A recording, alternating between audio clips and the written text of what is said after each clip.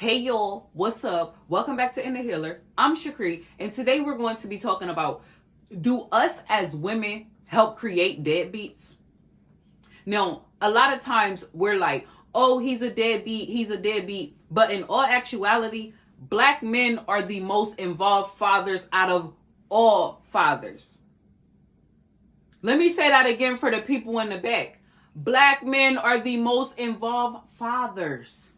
A lot of people would like to tell you that black men are not involved in their children's lives. No, black men just don't showcase being involved in their children's lives because it's not something that you get a prize for. It's actually something that you're supposed to do when you have a child.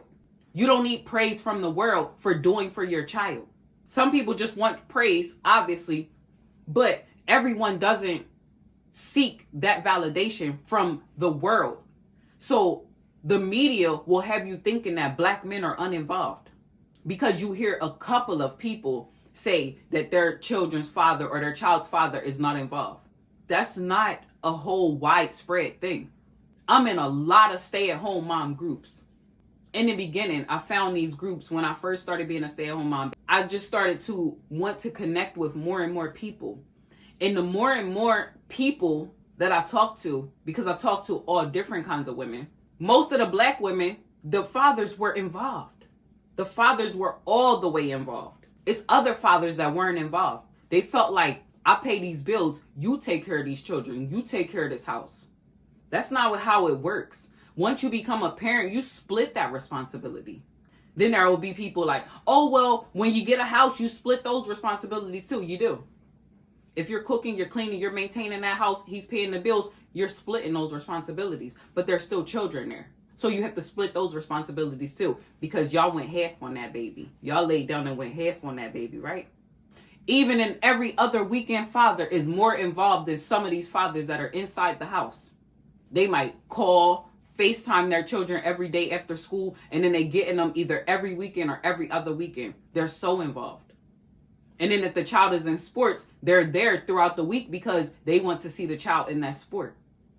They're super involved. So the question still remains, do we as women create deadbeats? Deadbeat has no race.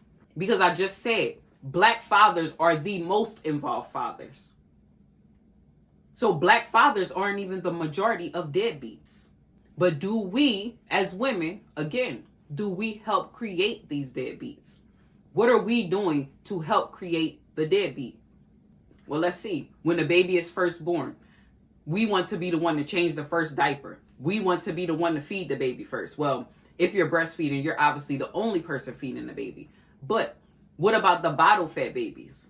You want to do everything. So you're letting him off the hook.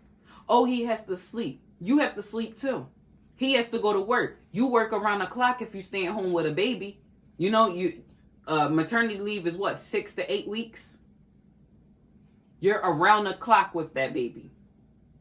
He has to work, so do you. You want him to be involved. Because the less you have him involved in the beginning, what do you think the message is that you're sending? I'll do everything. No, you won't. No. Y'all should split those responsibilities. You want to be the first one to feed the baby when the baby gets on solids. You want to be the first one to do all of these things. Does he get a first? You see the baby doing something. You want to hurry up and pull out your phone. Can he pull out his phone? Can y'all seize the moment without a phone? And then what about when the breakup happens? Because sometimes families break up. Families don't start. You didn't already just laid down with him, and now he's just your baby dad.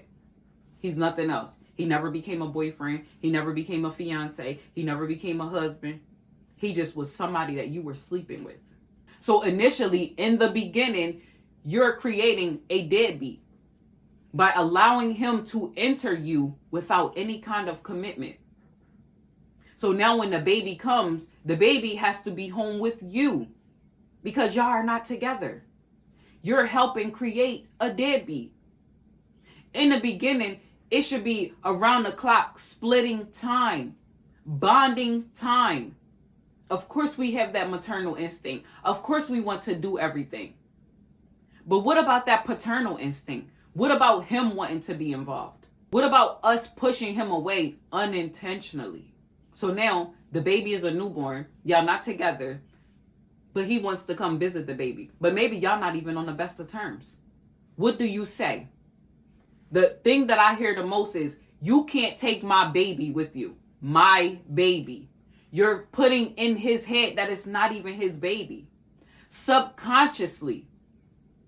It's not even something that you could possibly be consciously doing. It's probably not even something that you mean to even say.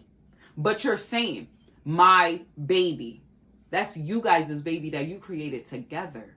He was there when the baby was created. So how is it just your baby? He ghosted you during your pregnancy. You set the standard. You can lay with me without any commitment. So now you're saying he doesn't deserve to be around the baby because he wasn't around for the pregnancy. But now he wants to be there for the baby. You're creating a deadbeat father. Oh, you weren't there for this. You weren't there for that. You didn't make it to the baby shower. So you can't be here. What about the people that don't even call the father to tell the father that the baby is even coming? You're creating a deadbeat. No, it's not all our fault as women. No, some men are actually deadbeats and they choose to be deadbeats. But what about us women that help create these deadbeats? So y'all not together. He wants to come see the baby. You're calling it my baby. You're saying that he can't come over to see the baby because you're thinking that, oh, he might want to get with you. You don't even know because you never even gave him the chance to come see his baby. If he's not a danger to you or that baby, why can't he come see his baby? So then what about the moms that be like, he don't got nowhere to take my baby, so he can't take my baby. Again, my baby. And then you're saying he has nowhere to take the baby, so he's not able to take the baby. How you know he don't have nowhere to take the baby? And again, that's still not even your business. You have somewhere to go when the baby needs to be taken care of. So why won't you go out, go have some lunch with your girlfriends, go spend the day to yourself? Let him stay at your house with the baby. Lock everything up of personal value that you feel like you don't want him to see. Lock it up. Let him stay there with his child. Now you are able to have free time. He's able to spend time with the child. The child is able to spend time with the father. It's a win-win all around. And then there will be somebody like, it's not my responsibility to have somewhere for him to go. It's not. It's really not. So if that's not something that you want to do, you can't complain when he doesn't come see the baby because he has nowhere for the baby to go. And then let's get further.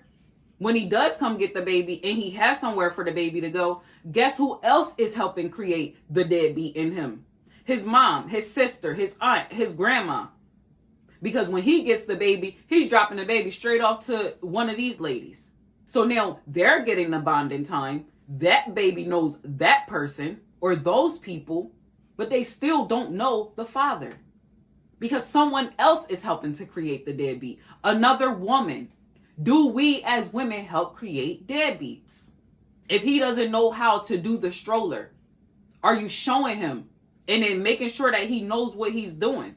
Instead of taking control every time, are you help creating a deadbeat when you do that? Why do you have to undo the stroller? The same way how you learn how to undo the stroller, he's a grown man. He can understand how to undo a stroller. Put the stroller up, put the stroller down. That's all a part of being a parent. Learning how to put these gadgets together. If it's a bad breakup, you don't want him around you, so you keep him away from the father also. Or them, not him, because, I mean, you could have a daughter too. But I'm saying you keep the child away from the father because you want the father away from you. That has nothing to do with that relationship. Your relationship with that person, with that father, is different than the child's relationship with that father.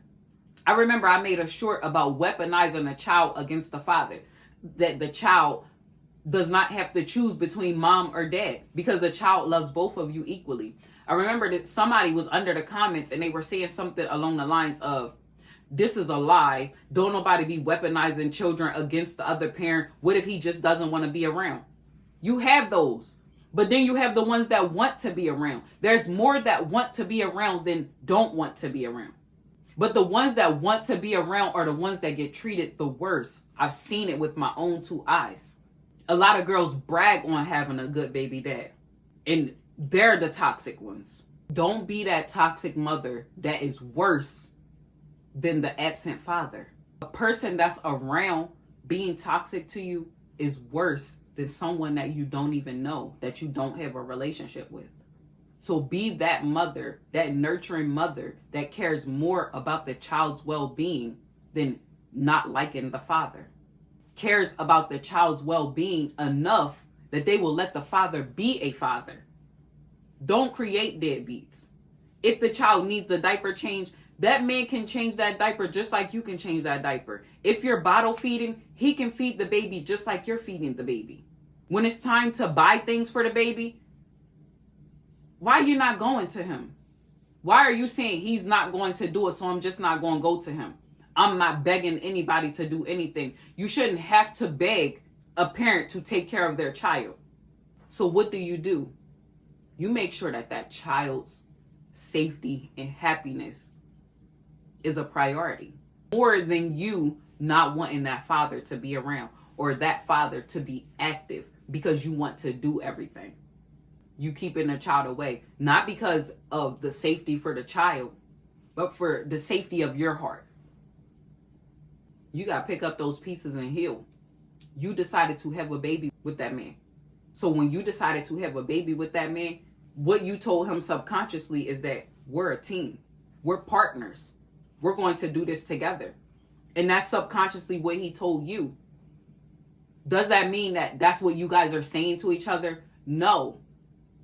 But that should be the agreement. Once you lay down with someone, you shouldn't lay down with someone that you don't want to have a baby by, because pregnancy can happen, even if you use protection. Or heck, worse, STDs can happen, even if you use protection. Two energies coming together, two souls coming together to create another energy, which is a baby, which is part you and part the dad. Are we as women creating deadbeats? We're not their moms. So we're not going to tell them how to do things, when to do it. We're not going to tell them anything because maybe their parenting style is different than our parenting style. Ding, ding, ding, a conversation that should have been had before you laid down with this person. Because that's always a chance that you take when you lay down with someone.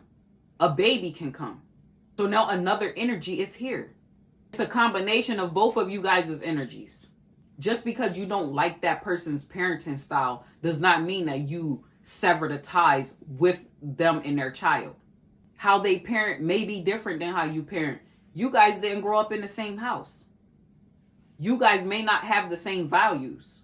You might both love the child just in different ways. And that's okay. You may say you're messing up the child's head by you saying this or you saying that. But some parents are brutally honest with their children. Other parents like to lie to their children. So the liar is telling the truth teller that they're messing with the child's head. Or the truth teller is telling the liar that they're messing with the child's head. But that's their parenting technique. We all know Santa Claus not coming around on Christmas, but some parents tell their children that there's a Santa Claus, there's a tooth fairy, there's an Easter bunny. But what about the parent that's telling the truth to their children? I'm the tooth fairy. I'm Santa Claus. Somebody dressed up in that costume as the Easter bunny. And now you mad because they messed up your fantasy. You saying they ruined the child's childhood. Wow. Maybe they just like to tell the truth. A lot of men will shut down if you keep on trying to tell them what to do and how to do it. And then you ask them, why did you shut down? What happened? Where did the roadblock come?